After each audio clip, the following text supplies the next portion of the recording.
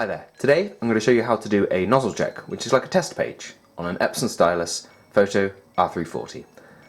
Now this page is good for checking the print quality of your printer and a great first step in diagnosing any print quality issues you may be experiencing.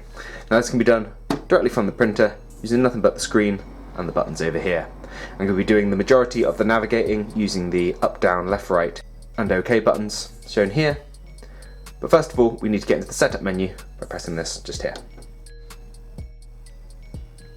Now once in the setup menu, we're going to press down 3 times and then press OK to go into nozzle check, which is the highlighted option. Now you're going to want to press the start button, which is marked with this symbol over here, large silver button on your printer. So here we go.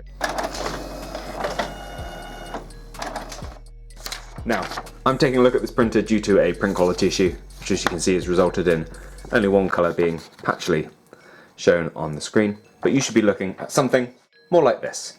And this page not only shows your printer's ability to print the 6 colours of ink it uses, but you can also check for its ability to print fine details by if these little lines are missing at any point on there. If they are on your particular print, thankfully you can also do head cleaning from the printer, which you can jump straight into from the screen it will dump you on. So you just press OK to do head cleaning. What this will do is push fresh ink into the print head, hopefully dislodge anything that's causing you to have print quality issues and improve the quality of your prints. From here you can just do test pages and printing until you've got a quality of print you're happy with. But with the age of these machines, it's entirely possible that the actual print head might be going at this stage, so please do keep that in mind as you persevere with your cleans. But that's it for now. Thank you for watching.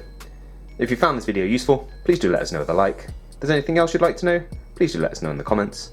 Otherwise, I'll see you next time. Take care. Bye bye.